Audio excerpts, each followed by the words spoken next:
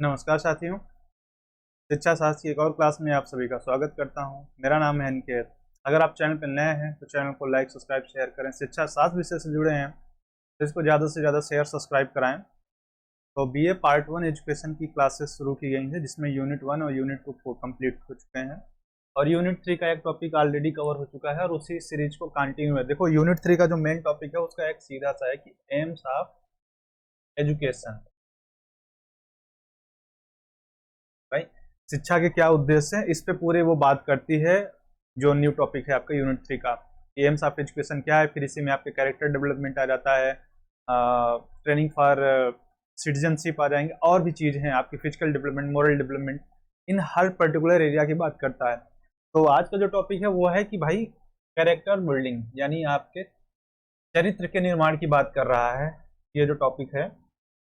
देखो, अगर इसको मोटा मोटा समझ लो तो एक साधारण भाषा में कि इसमें साधारण एकदम कि जितनी भी तुम क्वालिटी रख सकते हो, ऐसे समझ लो कि सेंटर में अपने आप को रख लो।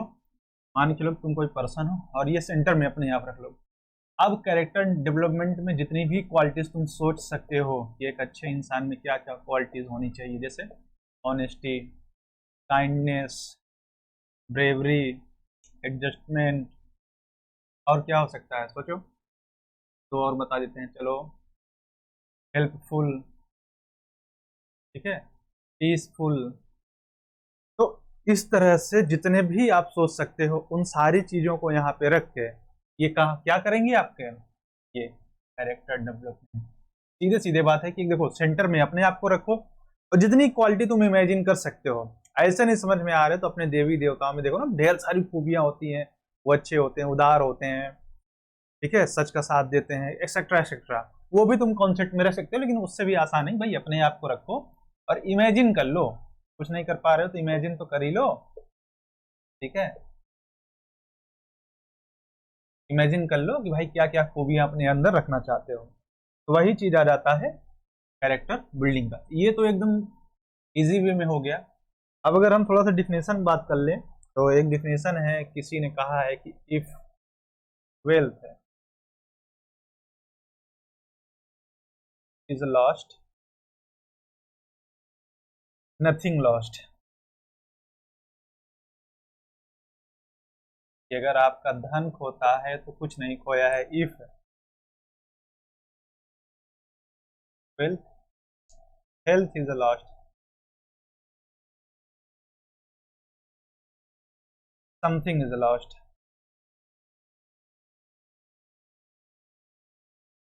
कह रहा है कि भाई अगर धन खोया आपने तो कुछ नहीं खोया। अगर आप स्वास्थ्य खो देते हो अपना तो कुछ खोते हो, बट ये हो गया, but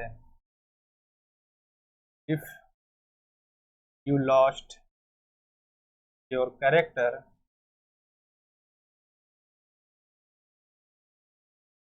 everything, everything is lost. अगर आपने अपना कैरेक्टर खो दिया तो आप सब कुछ हार गए। इसका सबसे अच्छा एग्जांपल, ज्यादा दूर न जाओ, हमारे यहाँ की जो मैथोलॉजी है, रामायण महाभारत ही देख लो। एक पक्ष बुराई का था, एक अच्छाई का था, लेकिन उन दोनों में एक कॉमन चीज क्या थी कि जो बैड थे, जो जिधर बुराई थी वो, और जिधर गुडनेस थी यानी अच्छाई थी, दोनों ने, किसी ने अपना कैरेक्टर नहीं चेंज किया था कि नहीं उधर फायदा हो रहा है तो मैं उधर चला जाऊं, उधर मुझे नुकसान हो रहा है तो मैं दूसरी साइड चला जाऊं। नहीं, दोनों अपने अपनी जगह पे अटे थे। तो ये भी एक चीज है कि भाई अपना कैरेक्टर, खैर इसको मत एक्वायर कर लेना कि बैड कैरेक्टर, कोशिश हमेशा यही करना कि आप गुड कैरेक्टर को एक्वायर करो, क्योंकि वही नेशन, वही आपकी, वही समाज की नीड है। तो यहाँ पे क्या है, अगर आप अपना कैरेक्टर खो देते हैं तो आपकी पहचान चली जाती है, आप खत्म हो जाते हो। पैसा आप फिर से कमा सकते हो, स्वास्थ्य बिगड़ा ठीक है, थोड़ा समय लगेगा लेकिन बन जाएगा। लेकिन अगर कैरेक्टर गया ना तो सालों लग जाते हैं फिर भी नहीं बन पाता। कहीं ना कहीं कोई टोक देता, अरे फलाने तुम तो ऐसे थे पहले, तुरंत टोकेगा तुमको। तो इसलिए कैरेक्टर पे सबसे ज्यादा, और यही चीज है जो हमारे एजुकेशन का एम है, वो कैरेक्टर डेवलपमेंट पे इतना ध्यान देता है। नो डाउट कि हमें फिजिकली, मेंटली, हर तरीके से डेवलप करना होता है, लेकिन उतना ही ज्यादा वो ध्यान देता है कैरेक्टर द्वारा। अब इसमें क्या होता है, कैरेक्टर डेवलपमेंट हम क्या करते हैं कि इसके द्वारा उच्च नैतिक गुणों का विकास किया जाता है। मतलब हायर इथिकल वैल्यूज का या हायर मोरल वैल्यूज को डेवलपमेंट करने की बात कही जाती है। कि ऐसा नहीं कि इसको इसलिए समझा रहा हूं कि देखो दो सिचुएशन होती, कई बार क्या होता है कि हम एक सिचुएशन एक्स है और एक सिचुएशन वाई है, यहां हम फंस गए, ठीक है, ये तुम हो मान लो या मैं ही हूं, हार्ट तो मेरी बहुत ही अच्छी नहीं है, काम चला लो, ठीक। अब ये दो सिचुएशन है, एक एक्स में क्या है कि यहाँ पे पब्लिक ढेर सारी है, वो हमें देख रही कि हाँ इसी का एक्सीडेंट हो गया, हमें जाके मदद करनी चाहिए, क्योंकि मैं सबसे नियरेस्ट में था। तो अब क्या है कि लोगों को देखते कारण या मेरे पास कोई ऑप्शन नहीं था, इसलिए मैं एक्स की मदद करने गया। लेकिन जो यहाँ पे भी सेम सिचुएशन और यहाँ पे भी मैं हूँ, यहाँ पे कोई नहीं है, नोबडी है, लेकिन फिर भी मैं दौड़ के तुरंत गया उसकी मदद करने के लिए। ये क्या था, ये एग्जाम्पल था कि उच्च नैतिक गुणों का जब आप में विकास हो गया, जब इनका विकास हो जाएगा तो आप ये चीजें फोर्सफुली नहीं करेंगे, आप अपनी इच्छा से करेंगे, आप सेल्फ अंदर आपसे आएगा, आपके अंदर ये इनहेरेट होगा कि हाँ कोई मुसीबत में है तो मैं मदद करूं। तो इन्हीं चीजों का क्या है आपके अंदर डेवलप करना है। तो इन दोनों चीजों में अंतर समझ लो कि आप दिखावे के लिए कि हाँ शो ऑफ करने के लिए नहीं करना है, आपको ये चीजें दूसरों के भले के लिए करना है। और ये हम कराएंगे कैसे, आपको गुड, बैड, ट्रुथ, लाइस या आप कह दो फॉल्स, इन सारी चीजों का हम आपको ज्ञान कराएंगे, इनको हम समझाएंगे कि अच्छा क्या है, बुरा क्या है, सच क्या है, झूठ क्या है, ठीक है। इन चीजों का कॉन्सेप्ट समझा के हम आपको ये नॉलेज देंगे कि नहीं आप क्या करना है। तो हम क्या कर रहे हैं, इन सारे तरीकों से ज्यादा आपका कैरेक्टर डेवलपमेंट कर रहे हैं। और क्या हम फोकस करेंगे, आचरण की श्रेष्ठता। अगर ध्यान दो, का सबसे अच्छा एग्जाम्पल है, आपके घर पे कोई मिलने आता है, मेहमान आया, ये आपका घर है, मान के लो ऐसे है, घर है, आप आए, डोर ओपन किया, देखे तो आपके फूफा जी थे, आपने फूफा जी के तुरंत पैर छू लिए, ये आपको बताने की जरूरत नहीं पड़ी किसी को, ना किसी ने कहा, यही था कि आपके अंदर जो आपको कल्चर आपके अंदर दिए गए हैं, जो आपके संस्कार हैं, आपने उनको प्रदर्शन किया बिना किसी के दिखाए या बिना किसी के कहे। यही चीज हमें क्या करना है, आचरण की श्रेष्ठता की, जो सर्वश्रेष्ठ चीज है। देखो एक चीज जान लो, ये एजुकेशन ये डेवलप करना चाहता है, जैसे हमारे यहाँ एक भगवान है, अवतार है उनका, भगवान श्री हरिनारायण का राम अवतार। राम अवतार इकलौता अवतार है जिसे मर्यादा पुरुषोत्तम कहा गया था, इकलौता, कि भाई और भी उनके अवतार हुए थे, मत्स्य का, कच्छप का, वराह का, परशुराम का अवतार लिया, ठीक है, श्री कृष्ण लिए जो इतने प्रसिद्ध हैं, लेकिन इन किसी को भी पुरुषोत्तम नहीं कहा गया कि पुरुषों में सर्वोत्तम हो वो। मर्यादा पुरुषोत्तम उन्हीं के लिए क्यों कहा गया, क्योंकि उन्होंने कभी भी ऐसा कोई कार्य नहीं किया जो मर्यादा के खिलाफ था या उसके विरुद्ध था। नेवर डिड एनी रॉन्ग, मतलब कोई भी गलती नहीं की इस बंदे ने, भगवान है तो इसीलिए वो पूजनीय है। तो वही चीज हमारे अंदर डेवलपमेंट की जाती है किसके द्वारा, एजुकेशन के द्वारा। अब अगर हम कुछ कोटेशंस ले लें, जैसे हर्बर्ट स्पेंसर, ये एक मनोवैज्ञानिक भी है, दार्शनिक भी है, ये सीधे सीधे कहता है कि शिक्षा का उद्देश्य बालक को आचरण की सर्वोत्तम शिक्षा देना है, कि शिक्षा के द्वारा हम क्या करेंगे, बालक के आचरण को विकसित करेंगे। कैसे, अच्छे वाले को।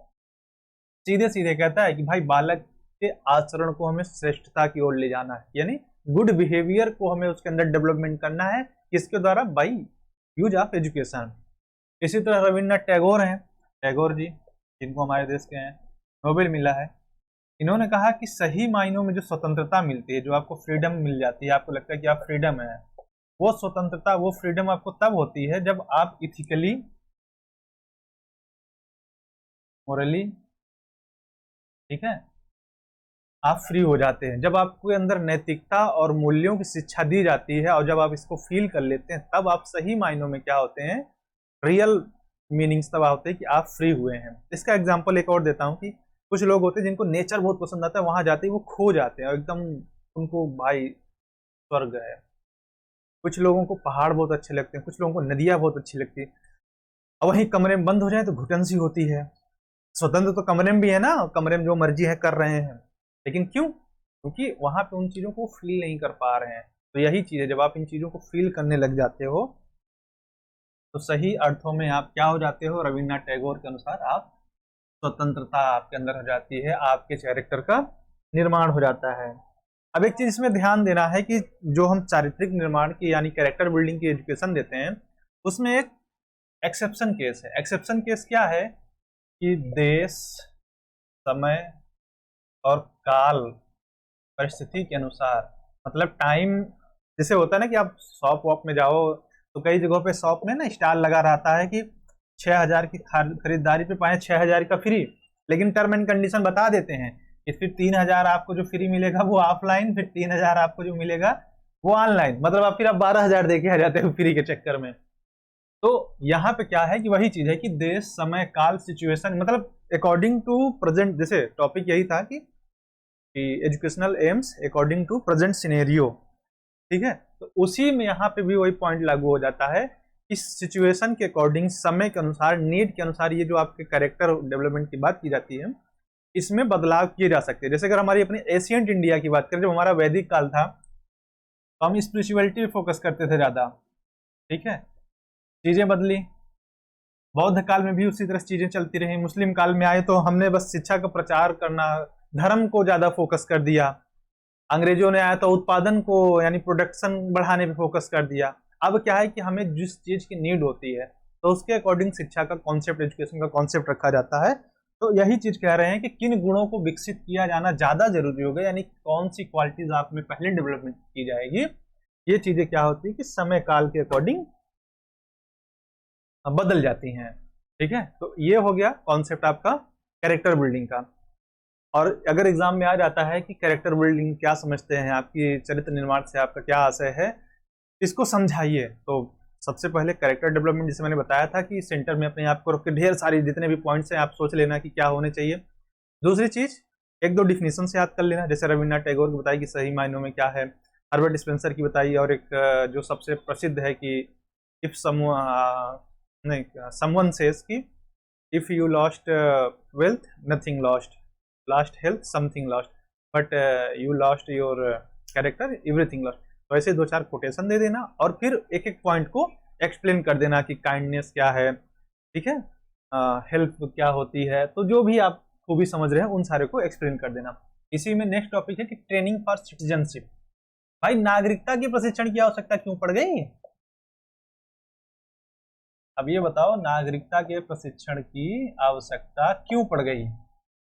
अच्छी खासी चल रही है, हम देशभक्त भी हैं, हम देश की मदद भी कर रहे, नहीं, ये कहने की बातें हैं। नागरिकता के प्रशिक्षण की जरूरत इसलिए पड़ गई क्योंकि हम जहां रह रहे हैं वो एक डेमोक्रेटिक देश है। डेमोक्रेटिक का मतलब है कि एक प्रजातांत्रिक देश है, और प्रजातांत्रिक देश में क्या होता है कि जो हमारा रूलर चुना जाता है वो पीपुल्स के द्वारा ही, उन्हीं में से किसी एक को हम चुनते हैं, और अगर वो अच्छे से काम कर रहा था तो उसे हम कंटिन्यू करते हैं, नहीं तो उसे हम हटा देते हैं। इसी कारण क्या होता है, हर 5 साल में एक बार चुनाव होता है, हर पंचवर्षीय में, और अगर वही सही है तो उसको फिर से चुन लेते हैं, नहीं तो हम किसी और को चुन लेते हैं। लेकिन डेमोक्रेटिक कंट्रीज में ये जरूरी होता है ट्रेनिंग फॉर सिटीजनशिप की, नागरिकता का प्रशिक्षण हमें देना पड़ता है। और इसके लिए क्यों आवश्यक है कि हम उत्तम जो हमारे वेल सिटीजन हैं उनको बनाने के लिए, कि एक अच्छे नागरिक, जिससे क्या हो कि एक आगे क्या हो पाए कि एक और अच्छा, भाई एक हमने वेल सिटीजनशिप तैयार किया, अब वो क्या करेगा, अगली पीढ़ी को यानी अगली जनरेशन को वो ट्रेनिंग देगा जिससे कि अगली जनरेशन भी अच्छे से तैयार हो पाए। तो सबसे पहले कि तो भाई हमें डेमोक्रेटिक कंट्री को चलाने के लिए क्या है, नागरिकता का प्रशिक्षण देना पड़ेगा। दूसरा पॉइंट क्या है, किन गुणों को हम रखेंगे, तो हम, हमारे कानून क्या है, हमारे लॉ क्या है, हमारे नियम, हमारे प्रिंसिपल्स क्या हैं, और उसको वो फॉलो करे। जैसे आप लोग इंस्टा ट्विटर पे किसी को फॉलो करते हो ना कि अच्छा लगता है तो उसको फॉलो कर लेते हैं, तो उसी तरह नागरिकता के प्रशिक्षण में क्या है कि आपके लॉज, आपके प्रिंसिपल को भी आपको फॉलो करना कहाँ कैसे सिखाया जाएगा, ट्रेनिंग फॉर सिटीजनशिप, नागरिकता के प्रशिक्षण से। इसके ही द्वारा आपको और क्या सिखाया जाएगा, देश प्रेम की भावना, आपके अंदर देशभक्ति पैदा की जाएगी। देखो, कुछ लोगों में बाय बर्थ नेशन के प्रति बहुत ज्यादा लगाव होता है, पर सब में नहीं होता है, क्योंकि जब आप साइको पढ़ेंगे सेकेंड ईयर में, साइकोलॉजी में एक टॉपिक होता है इंडिविजुअल डिफरेंस, जिसको हम बोलते हैं व्यक्तिगत विभिन्नता। हर पर्सन, चाहे वो जुड़वा बच्चे हैं, ट्विंस भी क्यों ना हो, उनमें डिफरेंस होता ही होता है, चाहे उनके बोलने के स्टाइल में होगा, चाहे उनकी थिंकिंग स्टाइल में, चाहे लिखने चाहे चलने, लेकिन सिमिलरिटी 100 to 100% कभी नहीं होगी। तो उसी तरह है कि हर कोई देश प्रेम नहीं होता है, हर के अंदर इसकी फीलिंग्स नहीं होती, हर कोई पैट्रिज्म नहीं होता है। हमें सिखाना पड़ता है, उनको बताना पड़ता है कि हाँ हमारा देश है, हमारा राष्ट्र है, हमें इसको बचा के रखना है, कोई इस पे अटैक ना करने पाए, जरूरत पड़ेगी तो हमें जाके वहां पे लड़ना पड़ेगा। तो इन सारे गुणों को विकसित करने के लिए भी हमें नागरिकता के प्रशिक्षण की आवश्यकता है। दूसरी चीज, इसको हम लाएंगे कहां से, तो जो हमारा एजुकेशनल वो होता है कैरिकुलम,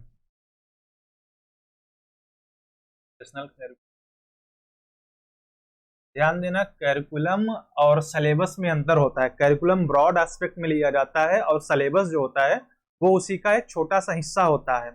कई बार दोनों का समानार्थी यूज कर लिया जाता है कि साइनोनिम्स है, नहीं, ऐसा नहीं है। कैरिकुलम ब्रॉडर एस्पेक्ट में है और सिलेबस, जिसको हम हिंदी में पाठ्यक्रम बोलते हैं, उसका छोटा सा हिस्सा है। तो हम इस कैरिकुलम में, एजुकेशनल जो हमारा कैरिकुलम है, उसमें हम समानता, सिमिलरिटी, इक्वलिटी, कानून, इन सारे गुणों को, मतलब जो भी चीज है, न्याय, अधिकार, इन सारी चीजों को सम्मिलित कर हम क्या करेंगे, उनको शिक्षित करेंगे, उनको एजुकेशन देंगे, जिससे इन हर चीज का वो कॉन्सेप्ट समझ पाए और जो उनके अंदर एक अच्छे सिटीजनशिप की क्वालिटीज होनी चाहिए वो उनके अंदर डेवलप हो जाए। आपको अपने फंडामेंटल राइट्स पता होना चाहिए, आपको अपने कर्तव्यों के प्रति जागरूक होना चाहिए। अब कुछ लोग क्या है ना कि इसके पक्ष में है, कुछ लोग इसको सपोर्ट करते हैं, कुछ लोग क्या है विपक्ष में है। ठीक है, जैसे कुछ लोगों को सेमेस्टर से एग्जाम्स बहुत अच्छे लगते हैं कि हाँ यार पूरा सिलेबस कवर हो जाता है, बीच बीच में एग्जाम का। कुछ लोगों को लगता है यार कि साल में एक बार एग्जाम हो जाए ज्यादा अच्छा है, फ्री हो जाते हैं। तो उसी तरह अब इसके सपोर्ट में जो है वो कहते हैं कि छात्रों के अंदर क्या है कि जो स्टूडेंट है उनके अंदर देश प्रेम की भावना हम डेवलप कर पाते हैं, राष्ट्र कल्याण की भावना हम डेवलप कर पाते हैं, तो इसलिए वो इसके सपोर्ट में है। इसके अलावा जो राजनीतिक कारक हैं उनको बताना, आर्थिक कारक हमारे जो हैं उनको समझाने के लिए, और इन सारी चीजों को समझाने के लिए कि छात्रों में देश प्रेम, राष्ट्र प्रेम, राजनीतिक, आर्थिक। अब इसका एग्जांपल ऐसे समझ लो कि जैसे आर्थिक कारक क्यों जरूरी है, सारे जरूरी हैं, पर आर्थिक ही सबसे पहले मैं क्यों बता रहा हूँ, उसका कारण है जैसे हम लोग कई बार पब्लिक ट्रांसपोर्ट अवॉइड करते हैं, पब्लिक ट्रांसपोर्ट नहीं जाना पसंद करते हैं। हमारे पास अगर कार या बाइक है तो हम उठा के 10 किलोमीटर भी जाना होगा हम उठा के चले जाते हैं। इससे क्या होता है ना कि हम इकोनॉमिकली भी अपने कंट्री को वीक कर रहे हैं और इन्वायरमेंटली भी हार्म कर रहे हैं। जो चीज आप 10 या 20 रुपए किराया देके जाके आ सकते थे, उसके लिए आप 50 रुपए का पेट्रोल फूंक देते हैं। तो आप हमारे देश की जो ईंधन क्षमता है उसको भी दोहन कर रहे हैं, शोषण कर रहे हैं, और पर्यावरण को भी हार्म कर रहे हैं। पब्लिक ट्रांसपोर्ट चल रहे हैं, जहां तक आप यूज कर सकते हैं उनको करिए। तो इसलिए भी हमें इन सारी चीजों को जो देने, तो इसके लिए पक्ष में थे। अब विपक्ष में क्या है कि जो हम अच्छे नागरिक, सुनो एक बात, कॉन्सेप्ट है कि जो हम अच्छे नागरिक तैयार करते हैं उसका कॉन्सेप्ट भविष्य के लिए होता है। जैसे आप अभी पढ़ रहे हैं ना, 10+2 पास करके आ गए हैं +3 के कॉन्सेप्ट में, ठीक है। तो अब पढ़ाई, जैसे कुछ लोग कॉन्सेप्ट देते हैं कि शुरू में कोई व्यवसाय सीख लिए होते तो पैसा कमाने के लिए इतना ज्यादा लंबा चौड़ा पढ़ना न पड़ता, और सही बात है कि एजुकेशन तो टाइम मांगता है।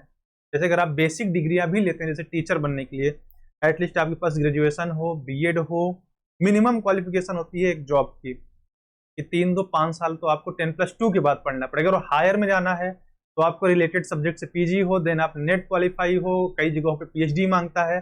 पीएचडी का भी मिनिमम ड्यूरेशन 3 साल का है करने का।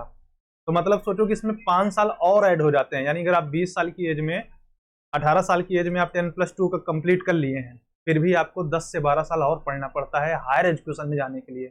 तो वहीं पे इंसान सोचता है तो कि यार 12 साल में पढ़ के जब नौकरी पाऊंगा एक अच्छी जो मुझे चाहिए, इससे अच्छा है कि मैं कोई जॉब कर लूँ, बिजनेस कर लूँ, कहीं सेक्टर में हाथ आजमाऊं, कोई वोकेशनल स्किल डेवलपमेंट करूं। तो इसी को आधार बना के जो विपक्ष में कहते हैं कि हम वर्तमान का बलिदान कर दे रहे हैं किस चीज के लिए? भविष्य को बनाने के लिए, कि हमें ये नागरिक जो मिलेंगे, बच्चे मिलेंगे, भविष्य में मिलेंगे, इसलिए हम क्या करते हैं, इनका वर्तमान खराब कर दे रहे हैं, इनका प्रेजेंट हम डिस्ट्रॉय कर दे रहे हैं, सिर्फ किसकी तैयारी के लिए? फ्यूचर के लिए। दूसरी चीज, ये जो ट्रेनिंग फॉर सिटीजनशिप है, ये सिर्फ वहां पे अप्लाई है जहां डेमोक्रेटिक कंट्रीज हैं। जो डेमोक्रेटिक राष्ट्र हैं, सिर्फ वहां पे सिटीजनशिप की ट्रेनिंग दी जा सकती है, जहां पे जो जनता, मतलब जो बाई बर्थ कंडीशन चलता है ना कि राजा का बेटा राजा होगा, तो वहां पे ये नहीं होता। वहां तो राजा ने नियम बना दिया, उनको फॉलो ही करना पड़ेगा कि भाई मुझे 10 लाख प्रतिवर्ष या 1 लाख प्रतिवर्ष सेना चाहिए आम आदमियों की, तो वो 1 लाख ऊपर पर ईयर ले लेगा कि नहीं भाई इतना तो मुझे चाहिए कि भाई मुझे अगर मेरी 10 लाख खाली है तो वो चाहे एक बार में भर्ती करो कि नहीं, आओ भरो, वो बाई फोर्स चाहे जैसे वो कर लेगा। लेकिन यहाँ पे क्या है कि वैकेंसीज आती है, कुछ लोग अप्लाई करते हैं, कुछ लोग नहीं करते हैं, किसी का मन हुआ तो गया, किसी का मन हुआ तो नहीं गया। तो इसलिए क्या है कि सिटीजनशिप का जो कॉन्सेप्ट है ट्रेनिंग के लिए, तो ये डेमोक्रेटिक कंट्री के लिए यूजफुल है, बाकी जगहों के लिए यूजफुल नहीं है। दूसरी चीज, इसमें एक चीज क्या होता है, जैसे मैंने भी एक नाम लिया था इंडिविजुअल डिफरेंस, तो इसमें हम क्या होता है कि हर इंसान के अंदर एक चीज पैदा करना चाहते हैं कि एक अच्छा नागरिक बन पाए, देश के कल्याण की बात करें, अच्छी चीजें करें। इसके चलते हम क्या होता है, जो उसकी इंडिविजुअल डिफरेंस की नीड्स होती हैं उसको भी हम निगलेक्ट कर देते हैं या डिस्ट्रॉय कर देते हैं, या उस पर हम ध्यान नहीं देते हैं कि उसके इंडिविजुअल नीड्स भी हैं, उसके अंदर इंडिविजुअल डिफरेंस है। सारे बच्चे, साइकोलॉजी साफ साफ कहती है कि कोई भी एक जैसा नहीं हो सकता, तो उसको हम नहीं मान रहे हैं। और उसके अलावा भी जो आपकी बेसिक इंस्टिक्ट्स होती हैं, जिसको हम बोलते हैं मूल प्रवृत्तियां, जो आपको बाय बर्थ मिलते हैं, जब आपकी इंडिविजुअल नीड्स को नहीं मान रहा है तो ये बेसिक्स इंस्टिक्ट्स को भी नहीं मानता है। तो इस आधार पे क्या होता है, ये ट्रेनिंग फॉर सिटीजनशिप के जो 2-3 पॉइंट्स हैं, ये विपक्ष में चले आते हैं कि कुछ लोग इसके पक्ष में हैं। एक मान लो चलो कि 2 लोग हैं अगर, तो 2 में से एक पक्ष में, एक विपक्ष में। तो ये कॉन्सेप्ट था ट्रेनिंग फॉर सिटीजनशिप का। लेकिन जहां जहां ये देखो डेमोक्रेटिक कंट्रीज हैं, वहां के लिए बिल्कुल यूजफुल है और इसको वहां पे अप्लाई भी करना चाहिए। हाँ, लेकिन ये थोड़ा जो इंडिविजुअल डिफरेंस का कॉन्सेप्ट है उसको ध्यान में रख दिया जाए। अगर इंडिविजुअल डिफरेंस को थोड़ा ध्यान में रख देंगे तो चीज़ें और सुटेबल हो जाएंगी। और जो लोग नेट के लिए पढ़ना चाहते हैं एजुकेशन, वो ऐसे एक चल रहा होगा रेड कलर में, उसमें मेरा नंबर दिया गया, वो व्हाट्सएप नंबर और टेलीग्राम नंबर दोनों है, तो उस पर कॉन्टेक्ट करें। नेट की पेड बैच मैं शुरू कर रहा हूँ नेक्स्ट वीक से। तो उसमें जो एजुकेशन से नेट जेआरएफ का एग्जाम दिया जाता है, चाहे आप पीजी के हों चाहे एमएड के हों, मतलब आपका एजुकेशन सब्जेक्ट है, तो जुड़िए। और भविष्य में, अभी तो नहीं पर फ्यूचर में, जैसे अभी मैंने कहा ना कि भविष्य के लिए बलिदान दे देता हूँ, तो हाँ ऐसा कॉन्सेप्ट नहीं, अभी टीम नहीं हमारी पूरी तरह से डेवलप हो पाई है, लेकिन भविष्य में आपको राजनीति विज्ञान, समाजशास्त्र, अर्थशास्त्र जैसे सब्जेक्ट्स की भी टीचिंग मिलेगी। लेकिन अभी क्या है, एजुकेशन की टीचिंग अवेलेबल है आपके लिए, तो अगर आप एजुकेशन सब्जेक्ट से नेट देना चाहते हैं तो कांटेक्ट जरूर करें। और चैनल है अपना मेरा टेलीग्राम पे, तो आप जाके ज्वाइन कर लें, ई लर्निंग असिंक्रोनस नाम से, ठीक है। तो इसमें आपको पीडीएफ बुक्स मिल जाएंगी हिंदी इंग्लिश में, जितनी मेरे पास अभी उपलब्ध होंगी एजुकेशन से रिलेटेड, तो बुक्स तो आपको प्रॉपर मिल जाएंगी। और जिसको क्लास के लिए अगर बैच में एडमिशन लेना है तो भी संपर्क कर सकता है वहीं पे फिर, ठीक है। और एक बार फिर कह रहा हूँ, चैनल को पे नए हैं तो चैनल को लाइक सब्सक्राइब करें यार, कर दो शेयर। सब्सक्राइब करने का कोई पैसा नहीं लगता है, फ्री में होता है। वीडियो पर डे बनाते हैं, अपलोड करते हैं, तो कर दो, थोड़ा सा मुझे भी सपोर्ट करो, ठीक है। Thank you.